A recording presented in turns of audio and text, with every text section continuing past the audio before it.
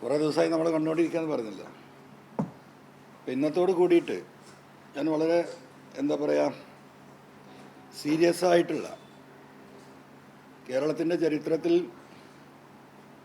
ഏറ്റവും ഇടതുപക്ഷ പ്രസ്ഥാനം ഏറ്റവും അതിശക്തമായ സമരം നടത്തിയ ഒരു കേസായിരുന്നു സോളാർ കേസ്. ആ സോളാർ കേസ് അട്ടിമറിക്കപ്പെട്ടു എന്നും ഇവിടെ അതിലെ കേസുമായി ബന്ധപ്പെട്ട വാദികൾക്ക് നീതി കിട്ടിയില്ല എന്നുമൊക്കെയുള്ള ഒരു ചർച്ച ഇന്നും രാഷ്ട്രീയ രംഗത്ത് നിലനിൽക്കുന്നുണ്ട്. നമുക്കെല്ലാവർക്കും അറിയാം. നമ്മളൊക്കെ പല കാര്യങ്ങളും ഡിസ്കസ് ചെയ്യുമ്പം സോളാർ കേസ് കയറി വരാറുണ്ട്. അതുമായി ബന്ധപ്പെട്ട ഒരു ഉന്നത പോലീസ് ഉദ്യോഗസ്ഥൻ പേര് വെളിപ്പെടുത്താൻ കഴിയാത്ത ഇന്നത്തെ സാഹചര്യത്തിൽ അദ്ദേഹം പറയുന്നുണ്ട്, എനിക്കയച്ച ആ കേസിനെ സംബന്ധിച്ച് അതെങ്ങനെ അട്ടിമറിക്കപ്പെട്ടു എന്ന കാര്യം സൂചിപ്പിച്ചുകൊണ്ടുള്ള ഒരു വോയിസ് മെസ്സേജാണ് നിങ്ങളെ ഇന്ന് കേൾപ്പിക്കാനുള്ളത്. വളരെ പ്രധാനമാണ്. കാരണം കമ്മ്യൂണിസ്റ്റ് പാർട്ടിയുടെ ചരിത്രത്തിൽ ആ പാർട്ടി നടത്തിയ ഏറ്റവും നീണ്ടുനിന്ന അതിശക്തമായ ലക്ഷക്കണക്കിന് സഖാക്കൾ തിരുവനന്തപുരം വരെ വന്ന് പട്ടിണി കിടന്ന് ക്യാമ്പ് ചെയ്ത് ഇതിൻ്റെ സത്യാവസ്ഥ പുറത്തു കൊണ്ടുവരണം എന്നാവശ്യപ്പെട്ട് നടത്തിയ ധീരോദാത്തമായ സമരം നമ്മളാരും മറന്നിട്ടില്ല. ആ സംവിധാനത്തെയും ആ പാർട്ടിയെയും ഇടതുപക്ഷ മുന്നണിയെയും കേരളത്തിലെ പൊതുസമൂഹത്തെയും നന്നായി വഞ്ചിച്ചുകൊണ്ട് ആ കേസ് അട്ടിമറിക്കപ്പെട്ടു എന്നാണ് ഈ ഫോൺ സന്ദേശത്തിൽ അദ്ദേഹം വെളിപ്പെടുത്തുന്നത്. അതിൻ്റെ പ്രധാന ഉത്തരവാദി ഈ പറയുന്ന MR അജിത് കുമാർ ആണ് എന്നാണ് അദ്ദേഹം വ്യക്തമാക്കുന്നത്. ആ സന്ദേശത്തിൽ നിന്ന് മനസ്സിലാകുന്നത് ആ ഇൻവെസ്റ്റിഗേഷൻ ടീമിൽപ്പെട്ട അന്വേഷണവുമായി ബന്ധപ്പെട്ട ഏതോ ഒരു പോലീസ് ഉദ്യോഗസ്ഥനാകാം അദ്ദേഹം. അതൊക്കെ ഇനി അന്വേഷിക്കുന്ന നാളെ ഇതിനൊക്കെ ഒരു അന്വേഷണം വരികയാണെങ്കിൽ അന്വേഷിക്കുന്ന ഉദ്യോഗസ്ഥർ അന്വേഷിക്കട്ടെ. അതിലേക്ക് കടക്കുന്നതിന് മുമ്പ് ഒന്ന് രണ്ട് കാര്യങ്ങൾ ക്ലാരിഫൈ ചെയ്യേണ്ടതുണ്ട്. ഇന്നലെയും മിനിയാന്നുമായി ഞാൻ നടത്തിയ പത്രസമ്മേളനങ്ങളിൽ ഒറ്റ കാര്യം എൻ്റെ ശ്രദ്ധയിൽപ്പെട്ടത്, ഞാൻ പൂർണ്ണമായിട്ടും വാർത്തകളൊന്നും കേട്ടില്ല, എൻ്റെ അനലൈസ് റിപ്പോർട്ടുകൾ കേട്ടില്ല. രാത്രി 11:30 മണിക്ക് റിപ്പോർട്ടർ TVയിലെ പ്രിയപ്പെട്ട ഡോക്ടർ അരുൺ ഇന്നലത്തെ പത്രസമ്മേളനവുമായി ബന്ധപ്പെടുത്തി അദ്ദേഹത്തിൻ്റെ ഒരു വിലയിരുത്തൽ,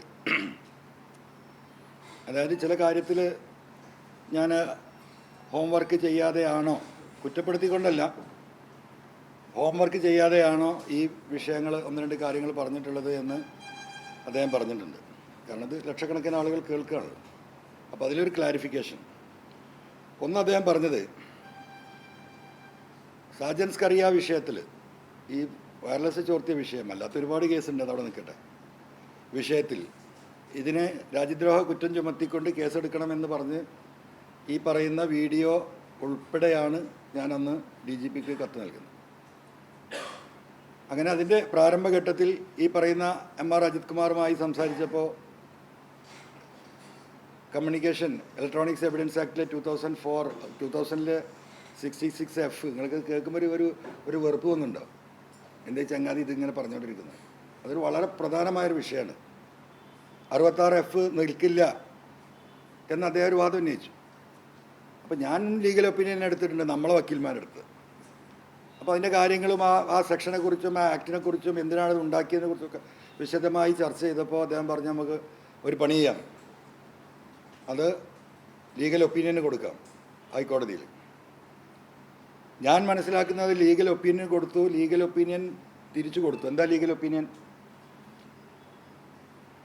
ഈ പറയുന്ന 2000 ഈ ആക്ട് 66F പറയുന്നത് പോലീസ് സേനയുടെ അല്ലെങ്കിൽ ഗവൺമെൻറ്റിൻ്റെ ഇത്തരത്തിലുള്ള സേനകളുടെ ലോ ആൻഡ് ഓർഡറോ അല്ലെങ്കിൽ ഈ രാജ്യം കാക്കുന്നവരെ ഏത് സേനയായാലും അവരുടെ മെസ്സേജുകൾ ചോർത്തപ്പെട്ടാൽ അത് കമ്പ്യൂട്ടറുമായി ബന്ധപ്പെട്ടാണ്, ഇലക്ട്രോണിക്സ് എവിഡൻസ് ആക്ടിലാണ് വരുന്നത്.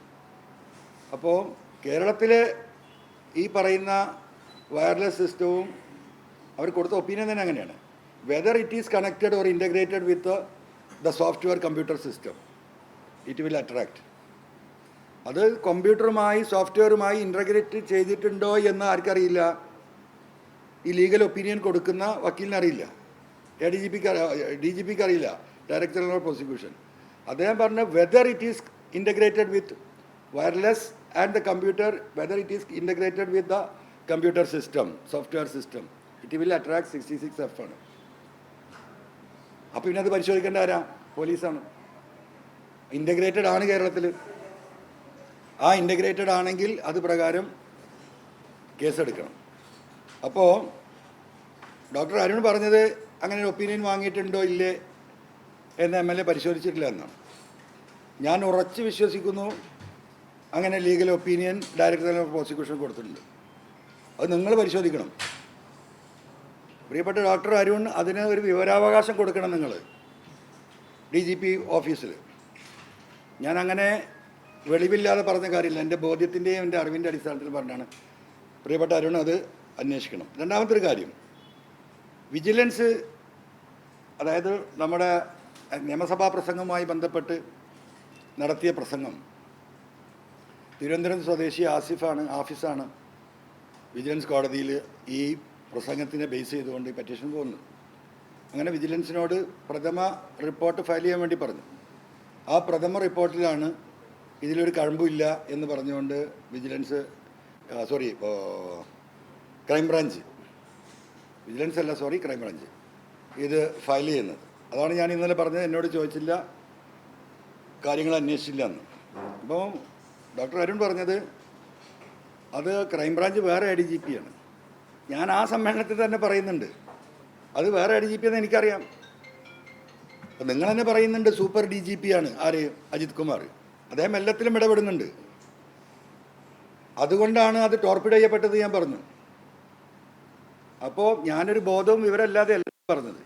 ആ കാര്യം കൂടി അതിൽ ആ സമ്മേളനത്തിൽ ഞാൻ എവിടെയോ പറയുന്നുണ്ട്. മറ്റൊരു കാര്യം നിങ്ങളെയും കൂടി അറിവിലേക്ക്, പ്രിയപ്പെട്ട അരുണിൻ്റെയും കൂടി അറിവിലേക്കാണ്. എവിടെ വിനോദ് കുമാർ?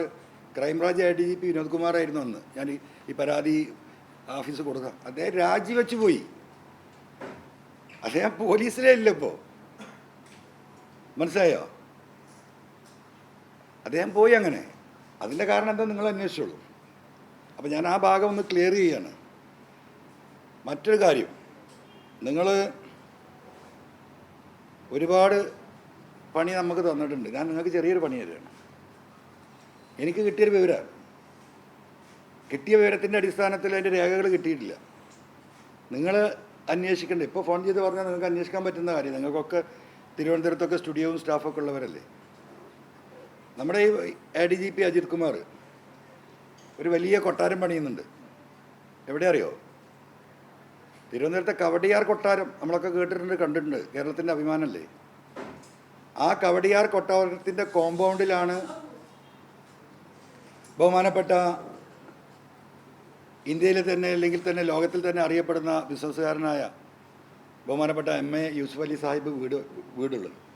കവടിയാർ കൊട്ടാരത്തിലാണ് അദ്ദേഹത്തിൻ്റെ ഹെലിപ്പാഡുള്ളത്. അതിൻ്റെ തൊട്ടടുത്ത് 10 സെൻറ്റ് ഞാൻ കിട്ടിയ വിവരം ഈ പറയുന്ന MR അജിത് കുമാറിൻ്റെ പേരിലാണ് ഭൂമി രജിസ്റ്റർ ചെയ്തിട്ടുള്ളത്. 12 സ്ഥലം അദ്ദേഹത്തിൻ്റെ അളിയൻ്റെ പേരിലാണ്. ഇന്നലെ ഈ കോർപ്പറേഷനിൽ കൊടുത്ത പ്ലാന് എടുക്കാൻ വേണ്ടി വൈകുന്നേരമാണ് ഇതിൻ്റെ ഒരു കറക്റ്റായ ഏകദേശം വിവരം കിട്ടുന്നത്. ശ്രമം നടത്തിയിട്ട് കിട്ടിയിട്ട് ഒരു പക്ഷേ ഇന്ന് കിട്ടുമായിരിക്കും. വീട് പണി നടന്നുകൊണ്ടിരിക്കുകയാണ്. 12,000 സ്ക്വയർ ഫീറ്റാണോ 15,000 സ്ക്വയർ ഫീറ്റാണോ എന്ന് നമുക്ക് വിവരം തന്ന ആളുകളടുത്ത് കൃത്യമായ വിവരമല്ല. അത് കോർപ്പറേഷനിൽ നോക്കിയാലേ അറിയുള്ളൂ. അത് ദയവായി നിങ്ങളൊന്ന് പരിശോധിക്കണം. ഇപ്പോൾ ഇത് കഴിഞ്ഞാൽ നിങ്ങൾക്ക് വിളിച്ച് പറഞ്ഞാൽ നിങ്ങൾ ആളുകൾ പോയി നോക്കും. ആ നാട്ടുകാർക്കൊക്കെ അറിയത് ഈ ചങ്ങാതിൻ്റെതാണെന്ന്. കവടയാർ കൊട്ടാരത്തിലെ ഭൂമിയുടെ വില അറിയോ? 60 തൊട്ട് 75 ലക്ഷം രൂപയാണ് മിനിമം. MA യൂസുഫ് അലി സാഹിബ് വീടുണ്ടാക്കാൻ തിരുവനന്തപുരത്ത് ഒരു സ്ഥലം സെലക്ട് ചെയ്യുമ്പോൾ എവിടെയാണെന്ന് ഇപ്പോൾ നമുക്ക് ഊഹിക്കാമല്ലോ. അപ്പോൾ അദ്ദേഹത്തിൻ്റെ വീടിനടുത്ത് ഒരു അഴിമതിയില്ല, ഒരു കള്ളക്കച്ചവടമില്ല. ഈ ചെരുപ്പേ ഇടുള്ളൂ, 25 രൂപേൻ്റെ കുപ്പായ ഇടൂ, ഒരു കീറി പറഞ്ഞ പാൻറ്റേ ഇടുള്ളൂ. പാവപ്പെട്ട ADGP. അപ്പോൾ ദയവായി നിങ്ങൾ അതും കൂടി ഒന്ന് അന്വേഷിക്കണം. എന്നിട്ട് എനിക്ക് അതൊന്ന് TV യിലൊന്ന് കാണണമെന്നുണ്ട്. അപ്പോൾ ഇത് കഴിഞ്ഞാൽ തിരുവനന്തപുരത്തെ നിങ്ങളുടെ സബോർഡിനേറ്റ്സിനെ ഒന്ന് വിളിച്ച് പറയണം എന്നാണ് എനിക്ക് പറയാനുള്ളത്. മറ്റൊരു പ്രധാന വിഷയം നിങ്ങളുമായി പങ്കുവെച്ചപ്പം കൊന്നും കൊല്ലിച്ചും സുജിദാസ് തന്നെ പറയുന്നുണ്ട്, വേണ്ടി വന്നാൽ കൊല്ലാനും കൊല്ലിക്കാനും അദ്ദേഹത്തിന് അറിയാം. അത് കേട്ടല്ലോ. അതുമായി ബന്ധപ്പെട്ട് ഒന്ന് രണ്ട് കാര്യങ്ങൾ ഞാൻ സൂചിപ്പിച്ചിരുന്നു. അതിൽ പ്രധാനമായി ഞാൻ സൂചിപ്പിച്ചിരുന്ന എടവണ്ണ കേസായിരുന്നു. എടവണ്ണയിൽ നിദാൻ എന്ന് പറയുന്ന ഒരു ചെറുപ്പക്കാരൻ തലക്ക് വെടിയേറ്റ് മരണപ്പെട്ട ഒരു സംഭവം ഏകദേശം 1.5 വർഷം മുമ്പാന്ന് തോന്നുന്നു എനിക്കുണ്ടായി. എൻ്റെ നാട്ടിൽ, എൻ്റെ അടുത്താണോ 1-2 കിലോമീറ്റർ. അന്നേ ഇതിൻ്റെ ദുരൂഹതകൾ നമ്മളിങ്ങനെ കേൾക്കാറുണ്ടായിരുന്നു. അപ്പോൾ കഴിഞ്ഞൊരു ഈ പറഞ്ഞ പോലെ ഈ അന്വേഷണത്തിൻ്റെ ഭാഗമായി ഈ വിഷയത്തിലേക്ക് ഇറങ്ങിയപ്പോൾ അതിൻ്റെയൊക്കെ പിന്നിൽ നമ്മൾ പോയിരുന്നു. അപ്പോൾ ശ്രദ്ധിച്ച് കേട്ടോ, ആ മരിച്ച റിദാൻ്റെ ഭാര്യയെയും കുടുംബത്തെയും ഇന്നലെ ഞാൻ കണ്ടിരുന്നു. വിശദമായി ആ കുട്ടിയോട് ഈ കാര്യങ്ങൾ വിളിച്ചന്വേഷിച്ചു, ചോദിച്ചു. കുട്ടി പറയുന്നു, ഇപ്പോൾ ആ കേസിൽ ബുക്ക് ചെയ്തിട്ടുള്ള പ്രതിയായി ഇവർ കുറ്റപത്രം കൊടുത്തിട്ടുള്ള ഷാൻ ഒരിക്കലും അത് ചെയ്യൂല. എൻ്റെ ഭർത്താവിൻ്റെ ഏറ്റവും അടുത്ത ഫ്രണ്ടാണ്, അവരത്രയും സ്നേഹത്തിലാണ്, ഒരു കാരണവശാലും എനിക്ക് ചെയ്യാൻ കഴിയില്ല. കേസിൽ ബുക്ക് ചെയ്യപ്പെട്ട കുടുംബം, അവൻ്റെ പേര് ഷാനാണ് ഇതിലെ പ്രതി, അവരുമായി ബന്ധപ്പെട്ടു എന്ന് സംസാരിച്ചു. അവർ തീർത്തും പറയുന്നു ആ കാര്യം ഈ ഷാൻ ചെയ്തിട്ടേ ഇല്ല. അപ്പം പിന്നെ എങ്ങനെ ഷാൻ പ്രതിയാക്കപ്പെട്ടു?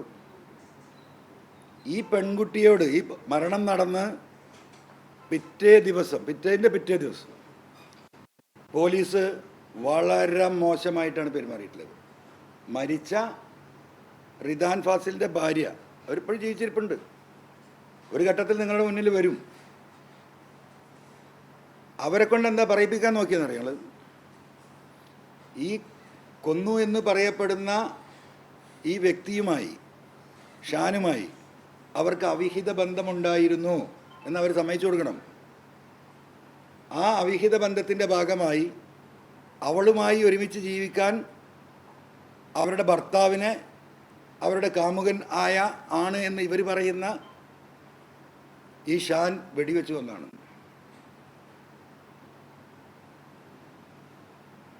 അങ്ങനെ ഈ കുട്ടിയെ കൊണ്ട് ഇത് പറയിപ്പിക്കാൻ വളരെ ഭീകരമായി 3 ദിവസം പോലീസ്. കുട്ടി, നിങ്ങൾ വെളിച്ചം കാണില്ല, നീ സെൻട്രൽ ജയിലിലേക്കാണ് ഇവിടുന്ന് പോകുന്നത്, നീ അത് സമ്മതിച്ചാൽ നിന്നെ ഞങ്ങൾ രക്ഷപ്പെടുത്താൻ നോക്കാം, അതുകൊണ്ട് നീ അത് സമ്മതിക്കണം. ഞാൻ ജയിലിലേക്ക് പോയിക്കോളാന്ന് പറഞ്ഞു കുട്ടി. അങ്ങനെ അത് അവർ സമ്മതിച്ചു കൊടുക്കാത്തതുകൊണ്ട് വേറൊരു വൈരാഗ്യം ഉണ്ടാക്കി, ഒരു story. So all built-up story. എൻ്റെ കയ്യിലുണ്ട്, ഞാൻ ആ ഫുൾ ഫയലെടുത്ത് ആ കേസ് പഠിച്ചതാണ്. ഒക്കെ കുക്കപ്പ് സ്റ്റോറിയാണ്. അത് കഴിഞ്ഞ് കൊന്നു എന്ന് പറയുന്ന ഈ ഷാൻ്റെ കുടുംബം ആ പയ്യനെ 3.5 ദിവസം കഴിഞ്ഞിട്ടാണ് പ്രതിയെ അറസ്റ്റ് ചെയ്തു എന്ന് റിപ്പോർട്ട് വരുന്നത്. എനിക്ക് ഓർമ്മയുണ്ട്. 3.5 ദിവസം, ഈ സംഭവം നടന്ന 3.5 ദിവസം പോലീസ് കസ്റ്റഡിയിൽ അതിമൃഗീയമായി വർദ്ധിച്ച് ഈ പറഞ്ഞതുപോലെ ഇവളുമായി ബന്ധമുണ്ട്, അവിധ ബന്ധമുണ്ട് എന്ന് സമ്മതിപ്പിക്കാനുള്ള വലിയ ശ്രമം നടത്തി. അവനും അത് സമ്മതിച്ചില്ല. പിന്നീട് ഈ മരിച്ച റിദാനുമായിട്ട് വേറെ ചില വൈരാഗ്യങ്ങൾ ഉണ്ടായിരുന്നു. അതിപ്പോൾ വിശദീകരിക്കാൻ കഴിയില്ല, ഇനിയിപ്പം തെളിവിലേക്ക് വരുന്ന കാര്യങ്ങളാണ്. അങ്ങനെ ഒരു കുക്കപ്പ് സ്റ്റോറി ഉണ്ടാക്കി ആ വൈരാഗ്യത്തിനാണ് ഇവനെ കൊന്നത് എന്ന് പറഞ്ഞിട്ട് കേസ് അവിടെ ബ്രേക്ക് ചെയ്യണം. ഈ സംഭവം നടന്നു.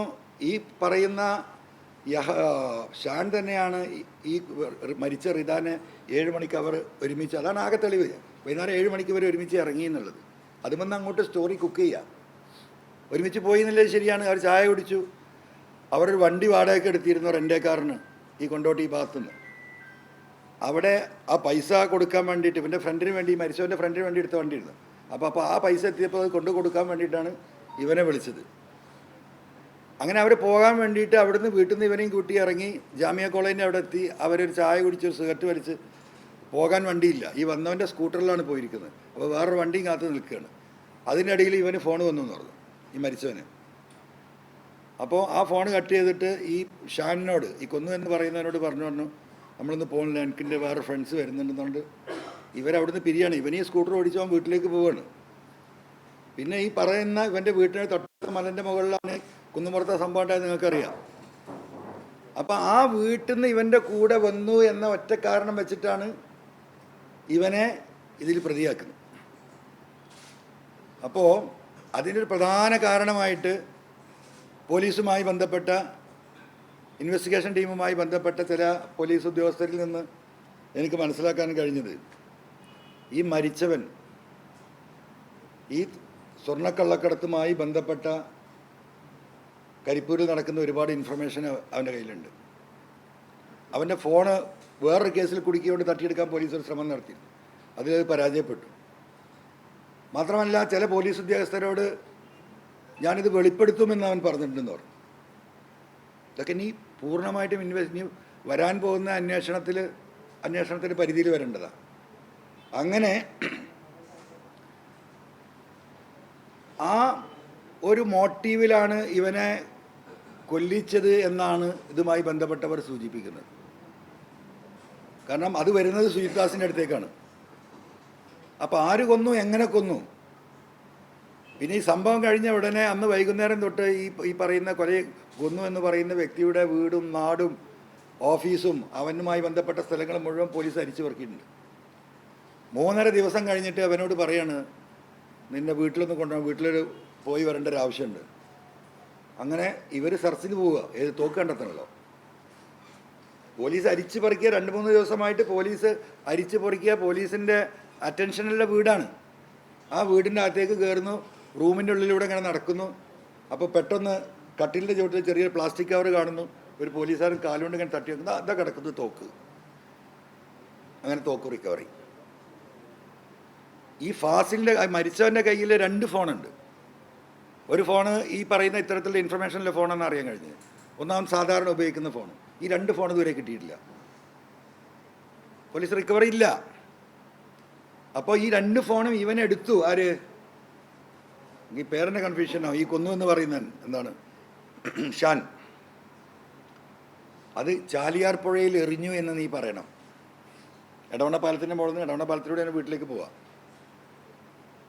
അങ്ങനെ അവനവിടെ കൊണ്ടുവരുന്നു, പാലത്തിൽ നിർത്തുന്നു. സിനിമയിലൊക്കെ കാണുന്ന പോലെ ഇങ്ങോട്ടാണ് എറിഞ്ഞതെന്ന് പറയുന്നു. ഭയങ്കര സ്കൂബ ടീം വരുന്നു, 3-4 ദിവസം മുങ്ങുന്നു, പൊങ്ങുന്നു, ഒരു സംഭവമില്ല. തോക്ക് എവിഡൻസ് പോയി. 2 ഫോണും മിസ്സിങ്ങാണ്. ഏറ്റവും വലിയ തെളിവുള്ള സാധനം അതാണ്.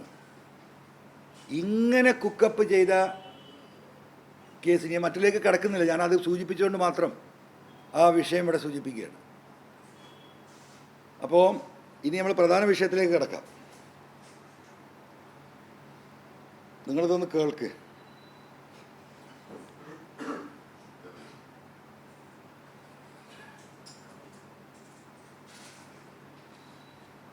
നമസ്കാരം സർ. PV അൻവർ MLA സാറാണെന്ന് വിചാരിക്കുന്നു. ഒരിക്കൽ കൂടി സാറിൻ്റെ നമ്പർ വെരിഫൈ ചെയ്തതിന് ശേഷമാണ് ഞാനിപ്പോൾ സാറുമായിട്ട് കമ്മ്യൂണിക്കേറ്റ് ചെയ്യാൻ നോക്കുന്നത്. ഈ രീതിയിലൊരു മെസ്സേജ് അയക്കേണ്ടി വന്നതിൽ സാറിനോട് ആദ്യം തന്നെ ഞാൻ ക്ഷമ ചോദിക്കുകയാണ്. ഇന്നത്തെ ഒരു സാഹചര്യത്തിൽ ഐഡന്റിറ്റി വെളിപ്പെടുത്താൻ കഴിയാത്ത പോലീസിലൊരു ഉദ്യോഗസ്ഥനാണ് ഞാൻ. പോലീസിൻ്റെ വയർലെസ് മെസ്സേജ് സാജൻ സ്കറിയ ചോർത്തിയെടുത്ത് മറുനാടൻ ചാനലിന് പ്രക്ഷേപണം നടത്തിയതിനെതിരെ സാറ് നൽകിയൊരു പരാതി ഉണ്ടായിരുന്നല്ലോ പോലീസ് FIR.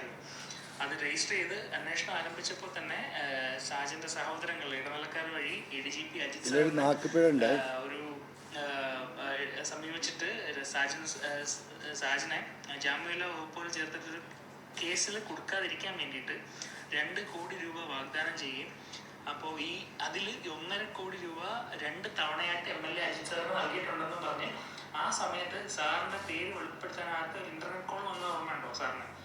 അപ്പോൾ ആ വിവരം നൽകി ഞാനായിരുന്നു. കഴിഞ്ഞ ദിവസം മലപ്പുറത്ത് വെച്ച് സാർ നടത്തിയൊരു പ്രസംഗം മുഴുവനായി ഞാൻ കേട്ടു.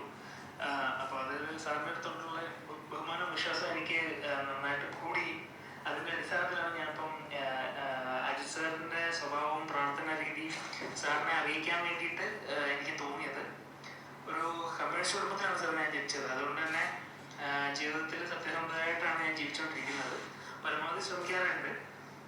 അജിത് സാർ തികച്ചും ഒരു കമ്മ്യൂണിസ്റ്റ് വിരുദ്ധനാണ് സാർ. പുള്ളിയുടെ സമ്പർക്കം മുഴുവൻ സമ്പന്നരുമായിട്ടാണ്. രാഷ്ട്രീയക്കാരിലെ കെ സി വേണുഗോപാൽ സാറും കെ സുരേന്ദ്രൻ സാറും അടുത്ത സുഹൃത്തുക്കളാണ് പുള്ളിയുടെ. ഏറെ ഇതിനകത്ത് തന്നെ സരിത കേസുണ്ടല്ലോ സാർ, CBI അന്വേഷിക്കും വേണുഗോപാൽ അടക്കമുള്ള എല്ലാ പ്രമുഖരും കുറ്റവിമുക്തരാക്കപ്പെട്ടതിന്റെ കാരണക്കാരൻ അജിത് സാർ തന്നെയാണ്. കേസിൽപ്പെട്ട എല്ലാ പ്രമുഖരും നിസ്സാരരായിട്ട് ഈ പാവം സ്ത്രീയെ ശാരീരികമായിട്ടും മാനസികമായിട്ടും ഉപയോഗിക്കുകയും ചെയ്തിട്ടുണ്ട്. അതിൽ ചില മാന്യന്മാരെ മറ്റുള്ളവരിൽ നിന്ന് ആ സ്ത്രീ കൈപ്പറ്റിയ പണം മുഴുവൻ കവറുകയും ചെയ്തു സാർ. അപ്പോൾ വർഷങ്ങളോളം അവർ ജയിലിൽ തന്നെ കിടന്നു. ജാമ്യം കിട്ടി പുറത്തു വന്നപ്പോൾ കേരള പോലീസിൽ നിന്ന് നീതി ലഭിക്കില്ല എന്ന് അവർക്ക് ബോധ്യമാകുകയും ചെയ്തു. പിന്നീടാണ് CBI കേസ് എടുത്തത്. അപ്പോൾ ഈ സരിതയുമായിട്ട് ഈ കാലഘട്ടത്തിനിടയ്ക്ക് അജിത് സാർ നല്ല സൗഹൃദം ഉണ്ടായിരുന്നു സാർ. ഈ CBI കേസ് ഏറ്റെടുത്തപ്പോഴേക്കും സരിത നിത്യവൃത്തിക്ക് പോലും പണമില്ലാത്ത അവസ്ഥയിലുണ്ടായിരുന്ന സമയം എനിക്കറിയാം. കെ സി വേണുഗോപാൽ സാറിന്റെ നിർദ്ദേശപ്രകാരം അജിത് സാർ സരിതയെ ബ്രെയിൻ വാഷ് ചെയ്ത് ഈ കേസ് ആര് അന്വേഷിച്ചാലും ഒരാളും കുറ്റവാളിയാവില്ലെന്നും പറഞ്ഞ് അവരെ തെറ്റിദ്ധരിപ്പിക്കുകയും ചെയ്തു സാർ. അജിത് സാർ ഈ പറയുന്ന പോലെ പല രീതിയിൽ കേരള പോലീസിന് കൊടുത്ത മൊഴിയിൽ നിന്ന് ചില്ലറ മാറ്റം വരുത്തി പറഞ്ഞാൽ സരിതയ്ക്ക് ജയിക്കാൻ ആവശ്യമായ പണം പ്രതികളിൽ നിന്ന് വാങ്ങി കൊടുക്കാമെന്ന് പുള്ളി പറഞ്ഞതാണ്. അപ്പൊ അതിനും ഞാൻ സാക്ഷിയാണ്. ഈ വാക്ക് വിശ്വസിച്ച് CBIയുടെ കാതലായ പല ചോദ്യങ്ങൾക്കും കൃത്യമായി ഓർമ്മയില്ല എന്ന് സരിതയുടെ മറുപടി കാരണം അങ്ങനെയാണ് കാരണം. അപ്പൊ അങ്ങനെയാണ് ജയിലിലേക്ക് പോകേണ്ടിയിരുന്ന പലരും ഇന്ന് അസംബ്ലിയിലും പാർലമെന്റിലും വീണ്ടും എത്തിയത്. സാർ കരിപ്പൂർ കേന്ദ്രീകരിച്ച് നടന്ന സ്വർണ്ണക്കള്ളക്കടത്ത് ഗ്രൂപ്പുകളിൽ ഒരു ഗ്രൂപ്പുമായിട്ട് അജിത് സാറിന് കച്ചവട ബന്ധമുണ്ട് സാർ. ഈ കാര്യങ്ങൾ കൈകാര്യം ചെയ്യുന്നത് അജിത് സാറിന്റെ ഭാര്യയുടെ തൃശ്ശൂരുള്ള ബന്ധുക്കളാണ്. ഇങ്ങനെയുള്ള കുറെ കാര്യങ്ങൾ എനിക്കിവിടെ പേഴ്സണലി അറിയാവുന്ന കാര്യമാണ് സാർ. അജിത് സാറിന്റെ ഈ കള്ളക്കടത്ത് രംഗത്തെ സഹായിക്കുന്ന ഒരു പ്രത്യേക രീതിയിലാണ് സാർ. പുള്ളിയുടെ സംഘത്തിൽ പെടാത്തവരായ ആര് സ്വർണ്ണം കടത്തിക്കൊണ്ട് എയർപോർട്ടിന് പുറത്തെത്തിയാലും മലപ്പുറം SP ആയിരുന്ന സുജിത് സാറിന്റെ നേതൃത്വത്തിലുള്ള ഗോൾഡ് സ്മഗ്ലിംഗ് ഇൻവെസ്റ്റിഗേഷൻ ടീം മിക്കവരെയും പിടികൊടുക്കും. ഇതിന്റെ വ്യക്തിപരമായ അന്വേഷണത്തിലാണ് ഞാൻ മനസ്സിലാക്കിയത് അജിത് സാർ അന്യായ ദുബൈയിലെ ഒരു സ്വർണ്ണക്കടത്ത് സംഘം ഇതിന്റെ പുള്ളിയുടെ ബാക്കിലുണ്ടെന്നും ഒരു ചാര സംവിധാനം ഉണ്ടെന്നും ദുബായ് ഹോൾസെയിൽ ഗോൾഡ് മാർക്കറ്റിൽ നിന്ന് മലയാളികൾ ആര് സ്വർണ്ണ ബിസ്ക്കറ്റ് വാങ്ങിയാലും വാങ്ങുന്നവരെ പിന്തുടർന്ന് അവർ ഏത് ഓഫീസിലേക്കോ വീട്ടിലേക്കോ പോകുന്നത് മനസ്സിലാക്കുന്നതും ഈ ടീമിന്റെ പിന്നിലുള്ള ബുദ്ധിയാണ്. അതിനുശേഷമാണ് സ്വർണ്ണം കടത്തുന്നവർക്ക് നാട്ടിലേക്കുള്ള എല്ലാ സഹായവും ചെയ്തു കൊടുക്കാനും സപ്ലൈ ചെയ്യുന്ന ഏജന്റുമാരെ അജിത് സാറിന്റെ സംഘം പണം കൊടുത്ത് സ്വാധീനിച്ച് ഈ കാരിയർമാരുടെ പാസ്പോർട്ടും ടിക്കറ്റ് ഡീറ്റെയിൽസും കളക്ട് ചെയ്ത് മലപ്പുറം SP സുജിത് സാറിന് അയച്ചു കൊടുക്കലാണ് പതിവ്. അങ്ങനെയാണ് കഴിഞ്ഞ 3 വർഷം കോടിക്കണക്കിന് രൂപയുടെ സ്വർണം എയർപോർട്ടിന് പുറത്ത് വെച്ച് മലപ്പുറം പോലീസ് പിടിച്ചെടുക്കുന്നത്. ഇതേ സമയങ്ങളിലൊക്കെ അജിത് സാറിന്റെ സംഘം നിർലോകം സ്വർണം കടത്തുകയും വലിയ തോതിൽ പണം സമ്പാദിക്കുകയും ചെയ്തിട്ടുണ്ട് സാർ. ഈ പോലീസ് നടപടിയിലൂടെ പൊതുവെ ഒരു കള്ളക്കടത്ത് സംഘത്തിന് മുന്നോട്ട് പോകാൻ കഴിയില്ല. അതുകൊണ്ട് തന്നെ ഈ അജിത് സാറിന്റെ ഗ്രൂപ്പ് ഈ രംഗത്ത് മൊത്തം കൈയടക്കിയ അവസ്ഥയാണ് ഉണ്ടായിട്ടുള്ളത്. ഇദ്ദേഹത്തിന്റെ ഈ സന്തത സഹചാരിയായിട്ടുള്ള ഈ കാര്യങ്ങളെല്ലാം ചെയ്യുന്ന ഒരു മുജീബുണ്ട്. അജിത് സാറിന്റെ വീട്ടിൽ സ്ഥിരം പുള്ളിയുടെ വീട്ടിലെ സന്ദർശകനാണ് ഈ മുജീബ്. അജിത് സാറിനെതിരെ ഡിപ്പാർട്ട്മെന്റിൽ ഈ കാര്യങ്ങൾ മുഴുവൻ കൈകാര്യം ചെയ്യുന്ന ഈ മുജീബ് അജിത് സാറിന്റെ പുള്ളിയുടെ ഏറ്റവും അടുത്ത കൂട്ടുകാരൻ തന്നെയാണ്. ഞാൻ സ്ഥിരം പുള്ളിയെ കാണാറുണ്ട്. ആരെങ്കിലും അഭിപ്രായ വ്യത്യാസം പറഞ്ഞ് എന്തെങ്കിലും കേസിന്റെ ഒരു അന്വേഷണം ആയിട്ട് മുന്നോട്ട് വന്നാൽ ഇവര് മൂലയ്ക്ക് വെക്കും സാറേ. അതൊന്നും ചെയ്യാൻ കഴിയില്ല. അജിത് സാറിന്റെ ഇതിനായിട്ട് IPS ഉദ്യോഗസ്ഥർ വരെയുള്ള വലിയ സംഘങ്ങൾ തന്നെ പ്രവർത്തിക്കുന്നുണ്ട്. ഈ സംഘം കേരളത്തിലെ എല്ലാ പ്രമുഖന്മാരുടെയും ഫോൺ കോളുകൾ ചോർത്തുന്നുണ്ട്. ഇതിൽ ബഹുമാനപ്പെട്ട മുഖ്യമന്ത്രിയും അദ്ദേഹത്തിന്റെ ഓഫീസും ഇതിനകത്ത് ഉൾപ്പെടുന്നുണ്ട് സാർ എന്നാണ് ഞാൻ എൻ്റെ സ്വകാര്യമായ അന്വേഷണത്തിൽ ഞാൻ മനസ്സിലാക്കിയിട്ടുള്ളത്. സാർ വടകര പാർലമെന്റ് തെരഞ്ഞെടുപ്പ് സമയത്ത് കാർഗുപ്രാഗം വോട്ടിങ്ങിന് തൊട്ട് മുമ്പ് അതിന്റെ തലേദിവസം അന്വേഷണ പുരോഗതി പറഞ്ഞു വിടാനുള്ള അജിത് സാറിന്റെ ഈ ശ്രമം ഉണ്ടായിരുന്നല്ലോ. സൈബർ സെല്ലിലെ ഉദ്യോഗസ്ഥരുടെ നിലപാട് മൂലമാണ് അന്വേഷണം ഇതുവരെയും കംപ്ലീറ്റ് ആകാതിരുന്നത്. അതിൽ തന്നെ ഈ സർക്കാരിനെയും പാർട്ടിയെയും തകർക്കാൻ സത്യം പറഞ്ഞാൽ തോലിട്ട ചെന്നായയുടെ ഒരു രീതിയാണ് പുള്ളിയുടെ ഒരു സ്റ്റൈല്. പുള്ളി അഭിനയിച്ചുകൊണ്ടിരിക്കുന്നത് പോലീസ് സേനയിലെ ഒരു വലിയ വിഭാഗം സേന അങ്ങനെ കണ്ണീർ ഒളിപ്പിക്കുന്ന പോലെ നൽകിയ ഒരു അസുഖമാണ് പുള്ളിക്ക്. സോറിയാസിസ് രോഗം വന്നു. ശരീരത്തിൽ മാത്രമല്ല, പുള്ളിയുടെ ഹൃദയത്തിലും സോറിയാസിസിന്റെ ഒരു അംശമുണ്ട് സാർ. അതുകൊണ്ട് പോലീസിന്റെ ഐഡന്റിറ്റി ആയിട്ട് കാക്കി യൂണിഫോം പോലും പുള്ളിക്ക് ധരിക്കാൻ പറ്റാത്ത ഒരു സാഹചര്യമാണ് ഇപ്പോൾ ഉള്ളത്. എൻ്റെ ശബ്ദം ഇത്രയാണ് ആക്ച്വലി എനിക്ക് പറയാനുള്ളത്. എൻ്റെ ശബ്ദം എൻ്റെ ഐഡന്റിറ്റി വെളിപ്പെടുത്താതിരിക്കാൻ വേണ്ടിയിട്ട് ഞാൻ സോഫ്റ്റ്വെയറിൻ്റെ സഹായത്തോടെ മാറ്റിയിട്ടുണ്ട്. അപ്പോൾ സാർ അത് എൻ്റെ അടുത്ത് ക്ഷമിക്കണം. എനിക്ക് സത്യം പുറത്ത് പറയാതെ ഒരു സമാധാനമില്ല. അതിൻ്റെ പുറത്താണ് ഈ പറയുന്നത്. നന്ദിയുണ്ട് സാർ. Okay, by.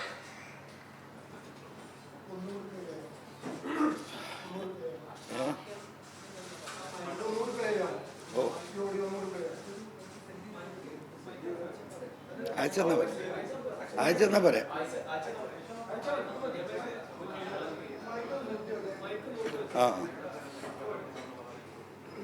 അയച്ചുതരാം.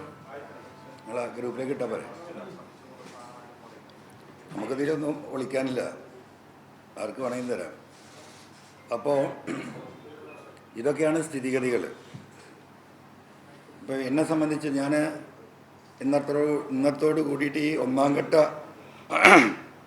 എൻ്റെ ഈ ഓപ്പറേഷൻ്റെ ഇത്തരത്തിലുള്ള വെളിപ്പെടുത്തലുകൾ ഞാനിപ്പോൾ തൽക്കാലം ഇവിടെ നിർത്തുകയാണ്. ബഹുമാനപ്പെട്ട മുഖ്യമന്ത്രിയെ നാളെ പോയി കാണണം എന്നാണ് ആഗ്രഹിക്കുന്നത്.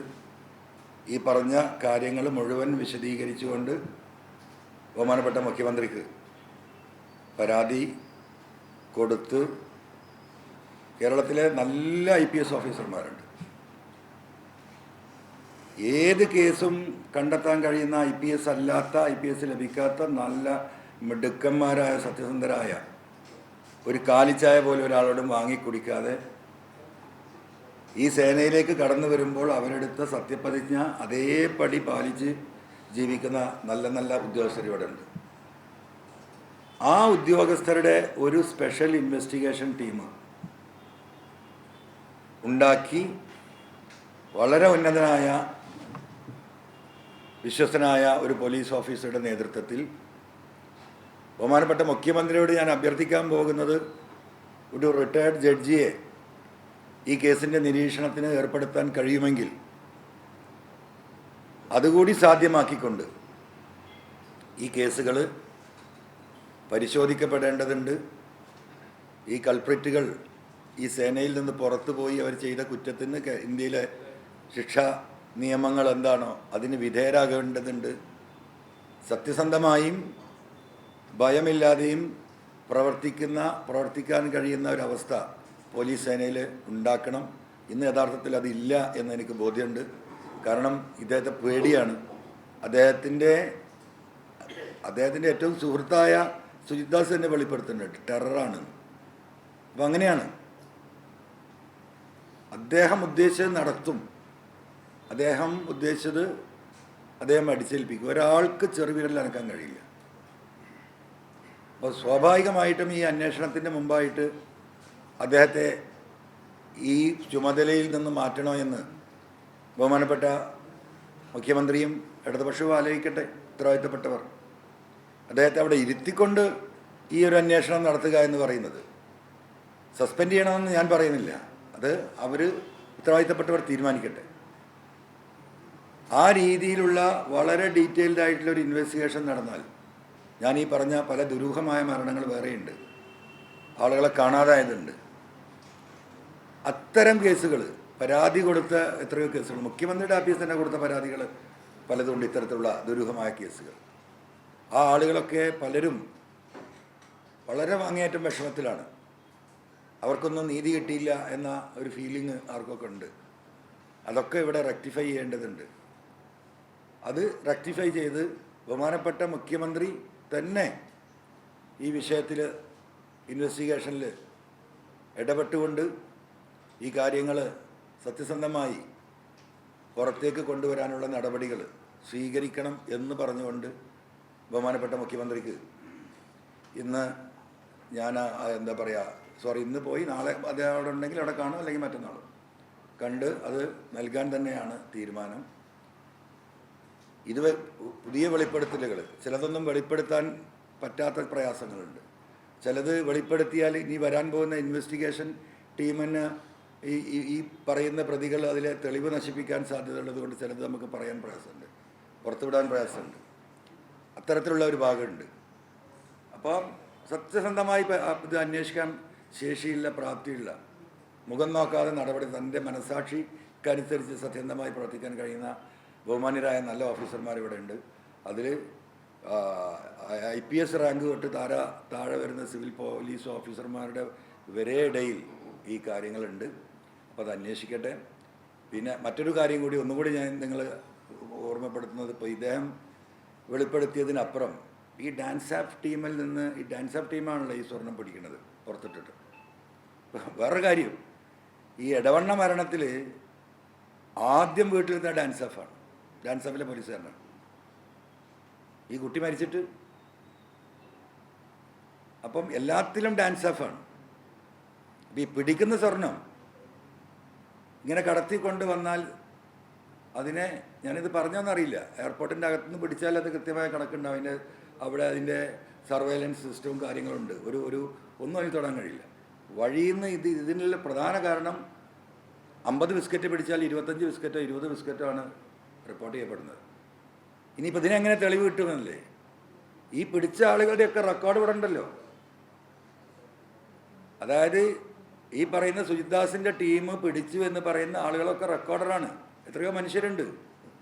ആ ആളുകളെ വിളിച്ച് ഇൻവെസ്റ്റിഗേഷൻ ടീം ക്വസ്റ്റ്യൻ ചെയ്യട്ടെ. എത്ര ബിസ്ക്കറ്റ് അവർ കൊണ്ടുവന്നിരുന്നത്, എന്താ സംഭവിച്ചിരുന്നത്?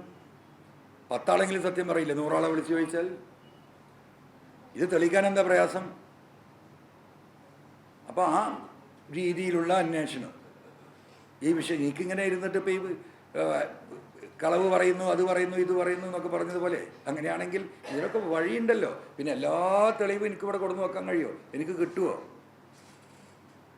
അപ്പോൾ ഇനി ബാക്കിയുള്ള കാര്യം, ഞാൻ പറഞ്ഞതിൽ നിന്ന് പറഞ്ഞത് വസ്തുതയാണോ, പറഞ്ഞതിനപ്പുറമുള്ള കാര്യം എന്താണ്, ആരൊക്കെയാണ് ഇതിലെ പ്രതികൾ, എന്തൊക്കെ ദേശദ്രോഹ കുറ്റമാണ് ഇവർ ചെയ്തിട്ടുള്ളത്, എങ്ങനെയാണ് ADGP അജിത് കുമാറിന് 75 ലക്ഷം രൂപയോളം ഒരു സെൻറ്റിന് വില വരുന്ന, ഏകദേശം 15-16 കോടി രൂപ വില വരുന്ന ഭൂമി വാങ്ങാൻ പണം ലഭിച്ചത്?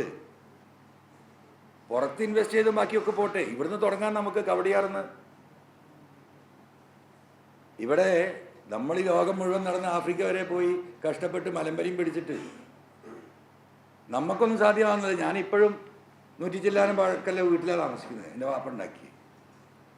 അപ്പോൾ ഇവരൊക്കെ ഒരു 4-5 കൊല്ലം ഈ പറയുന്ന പോലെ ADGPയും DGPമാരും ആകുമ്പോൾ ഭൂമിയുടെ വില തന്നെ 15-15.5 കോടി രൂപ. അന്വേഷിക്കട്ടെ. അപ്പോൾ ആ രീതിയിൽ കാര്യങ്ങൾ പോട്ടെ. ദയവായി ഞാൻ ആദ്യം പറഞ്ഞ ഈ കവടിയാറിലെ കാര്യം ദയവായി ഞാൻ മഹേഷിനെ വിളിക്കും വൈകുന്നേരം. മഹേഷുണ്ടല്ലോ ഇവിടെ അല്ലേ? മഹേഷിനെ മഹേഷിൻ്റെ കോളേജ് മേറ്റും എൻ്റെ ഫ്രണ്ടും കൂടിയാണ്. അപ്പോൾ ആ മഹേഷിനെ ഏൽപ്പിക്കണം ഒന്ന് തിരുവനന്തപുരത്ത് വിളിച്ച് പറഞ്ഞിട്ട് ആ കവടിയാറിൽ പോയി കാണാതെ നോക്ക്. ആ സാധനം വൈകുന്നേരം വഴിക്കൊന്ന് കേരളത്തിലെ ജനങ്ങളെന്ന് കാണിച്ചു കൊടുക്കണം. ചെരുപ്പിടാത്ത പാവപ്പെട്ട DGP ഉണ്ടാക്കുന്ന ഈ എന്താ കുറ്റിപ്പേരൻ്റെ വിവരം. അപ്പോൾ ഇതാണ് ഇതിൻ്റെ സ്ഥിതി. അതുകൊണ്ട് വിഷയങ്ങൾ 1-ാം ഘട്ടം ഇവിടെ അവസാനിപ്പിക്കുകയാണ്. ഈ വിഷയത്തിൽ നിങ്ങൾ സത്യസന്ധമായി, എന്നോടുള്ള വൈരാഗ്യം നിങ്ങൾ വെച്ചോ, ഞാൻ ഇന്നലെയും പറഞ്ഞു. അപ്പോൾ നിങ്ങൾ പിന്നെ പുറത്തെടുത്തോ. ഈ ഒരു വിഷയത്തിൽ നിങ്ങൾ ആത്മാർത്ഥമായി ഈ നാടിനോടൊപ്പം നിൽക്കണം എന്ന് സ്നേഹപൂർവ്വം ഈ നാട്ടിലെ 3.5 കോടി ജനങ്ങൾക്ക് വേണ്ടി അഭ്യർത്ഥിച്ചുകൊണ്ട് 1-ാം ഘട്ടം നമ്മൾ ഇവിടെ അവസാനിപ്പിക്കുകയാണ്. Thank you.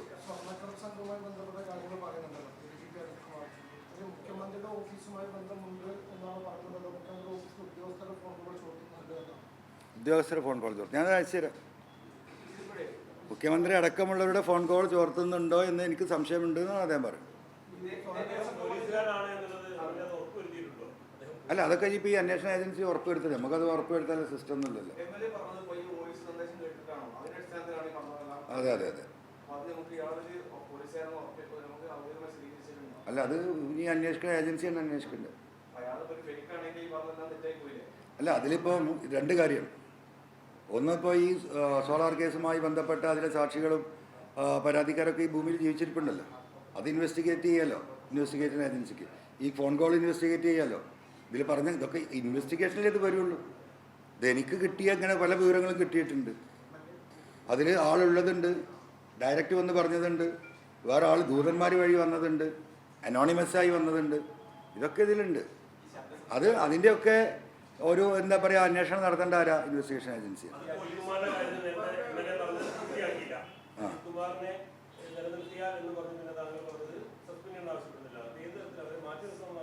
അല്ല, 100% ഇങ്ങനൊരു അന്വേഷണം നടക്കുമ്പം ആ അന്വേഷണം ആർക്കെതിരെയാണോ ഈ കാര്യങ്ങളൊക്കെ ഉള്ളത് ആ വ്യക്തിയെ തന്നെ ഇരുത്തിക്കൊണ്ട് എങ്ങനെയാണ് ആ അന്വേഷണം മുന്നോട്ട് കൊണ്ടുപോകാൻ കഴിയുക? എനിക്ക് തോന്നുന്നില്ല അങ്ങനെ സാധിക്കുന്നത്.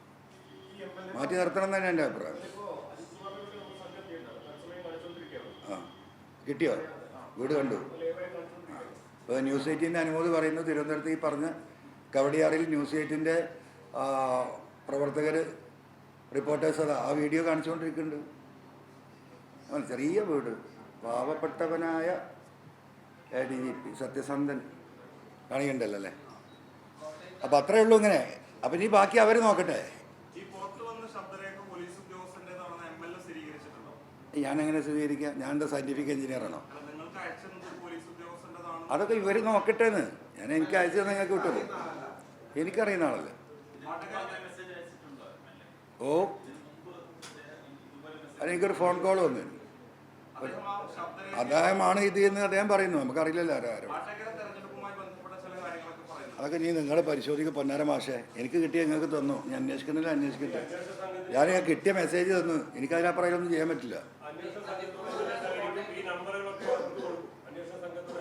പിന്നെ എന്താ സംശയം? എല്ലാം കൊടുക്കും.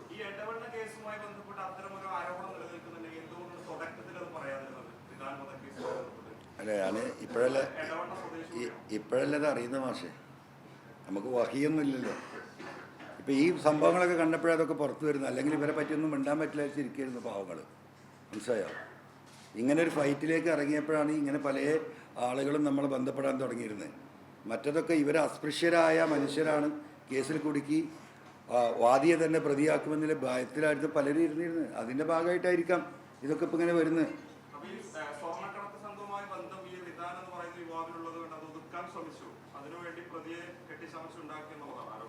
ഞാനൊന്നും ആരോപിച്ചിട്ടില്ല. ഞാൻ ആ കേട്ട കാര്യം ഇവിടെ പറഞ്ഞു. അതിന് നിങ്ങൾ പരിശോധിക്കുക. അതൊക്കെ ഇൻവെസ്റ്റിഗേഷൻ ടീം വരട്ടെ, അവർ പരിശോധിക്കട്ടെ.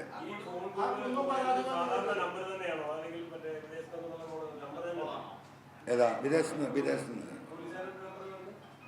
എങ്ങനെ? ആ, അല്ല, വോയിസ് മെസ്സേജാണ് അത്.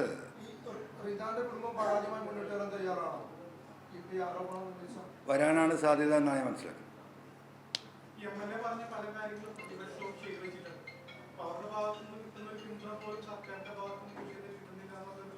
ഇപ്പോഴല്ലേ പരാതി പറഞ്ഞു. ഇന്നലെ പിന്നെ ഞാൻ ഒന്നുമായിട്ടല്ലേ പറഞ്ഞിട്ടുള്ളൂ. ഇപ്പോൾ പിന്തുണ കിട്ടുന്നില്ല എന്നൊന്നും നമുക്ക് പറയാനായിട്ടില്ലല്ലോ.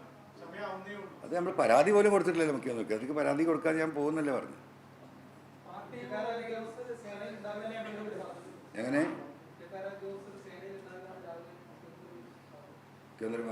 മുഖ്യമന്ത്രിയുടെ നിലപാട് അതാണല്ലോ. മുഖ്യമന്ത്രിയുടെ നിലപാടിൽ അഭിപ്രായ വ്യത്യാസം നിങ്ങളിൽ ചിലർക്കല്ലേ ഉള്ളൂ. എനിക്ക് ആ വ്യക്തിയെ വ്യക്തിപരമായി അറിയുന്ന ആളാണ്. ഈ അത്തരം കാര്യങ്ങളിലിപ്പോൾ അദ്ദേഹം നന്നായിട്ട് ഇടപെടും, അത് അന്വേഷിക്കും. ഞാൻ പറഞ്ഞത് ശരിയാണെന്ന് നോക്കും, എല്ലാം നോക്കും. ഞാൻ പറഞ്ഞതുകൊണ്ട് അതെല്ലാം അദ്ദേഹം വിശ്വസിക്കുന്നില്ല. അതുകൊണ്ടാണല്ലോ അദ്ദേഹം ഈ സ്ഥാനത്തെത്തിയത്. അതുകൊണ്ടാണല്ലോ അദ്ദേഹം പിണറായി വിജയനായത്. ഈ പ്രതിസന്ധിയിൽ പിടിച്ചു നിൽക്കുന്നത് അദ്ദേഹത്തിൻ്റെ സത്യസന്ധതയും അദ്ദേഹത്തിൻ്റെ നീതിബോധവും തന്നെയാണ്. ഇതൊരു പല ജാതി കൊടുങ്കാറ്റ് ഇവിടെ വന്നല്ലോ, അദ്ദേഹം വീണിട്ടില്ലല്ലോ. അപ്പോൾ ആ കാര്യങ്ങൾ അദ്ദേഹം ചെയ്യും. ആ ബോധ്യത്തിൽ തന്നെയാണ് നിൽക്കുന്നത്. ഞാൻ തള്ളാൻ ഞാനൊന്നും ചെയ്തിട്ടില്ലല്ലോ. എന്താ ഞാൻ ചെയ്ത്? മുഖ്യമന്ത്രിയുടെ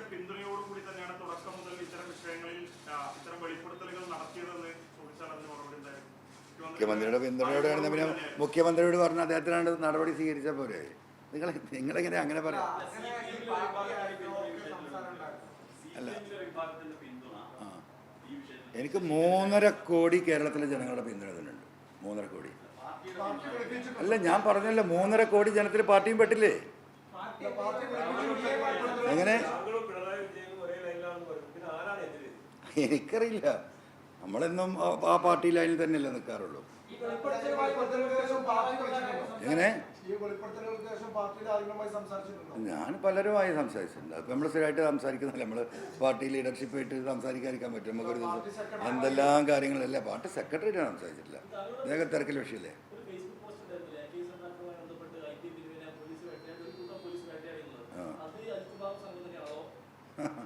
അങ്ങനെ എന്തൊക്കെ ഇതൊക്കെ വരട്ടെ, നമുക്ക് നോക്കാം.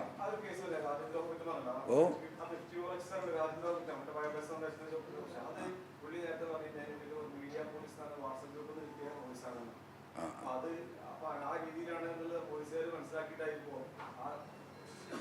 ആരാണ് ഇതിൻ്റെ ഉത്തരവാദി?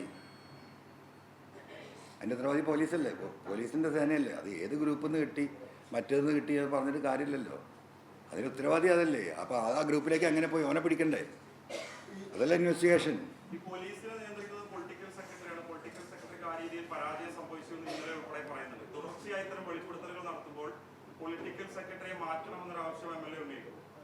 ഞാനെങ്ങനെയാണ് ഉന്നയിക്കുക? നിങ്ങൾ ഇത്ര വിവരമില്ലാത്ത ചോദ്യം ചോദിക്കില്ലേ പ്ലീസ്. അത് ശരിയല്ലല്ലോ. കൊലപാതകവുമായി ബന്ധപ്പെട്ട് ചില കാര്യം കൂടി പുറത്തുവിടാനുണ്ടെന്ന് പറഞ്ഞിരുന്നു. അതെ അല്ല, അതൊക്കെ നമുക്ക് അപ്പം നോക്കാന്ന്.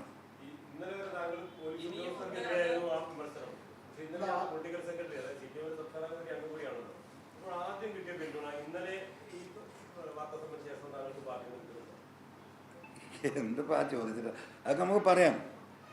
എനിക്ക് ഈ കേരളത്തിലെ 3.5 കോടി ജനതയുടെയും പിന്തുണ ഉണ്ട് എന്ന് ഉറച്ച് വിശ്വസിക്കുന്നതാണ്. അതിലെല്ലാവരും വരും, നിങ്ങളും വരും എന്നാണ് ഞാൻ ഈ വിഷയത്തിൽ വിചാരിക്കുന്നത്. അപ്പോൾ നമുക്ക് അവസാനിപ്പിക്കാം.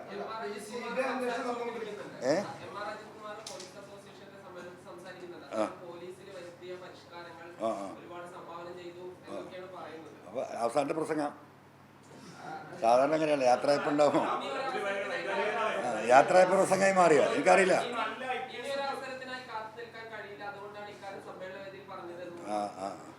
മൂപ്പര് പറഞ്ഞു. ഇല്ലല്ലോ,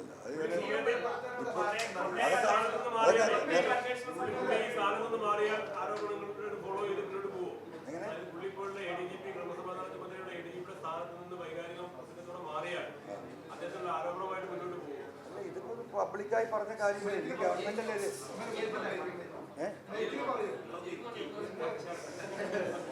അല്ല, അത് ഇനി ഗവൺമെന്റ് അല്ലേ തീരുമാനിക്കേണ്ടത്. അദ്ദേഹം പോവാതിരിക്കുക. അതുകൊണ്ട് കുറ്റവിമുക്തനാവില്ലല്ലോ. അദ്ദേഹം നാളെ രാജിവെച്ചു അജിത് കുമാർ. അതുകൊണ്ട് എന്താ ആൾ കുറ്റവിമുക്തനാകും? ഒരിക്കലും ഇല്ലല്ലോ.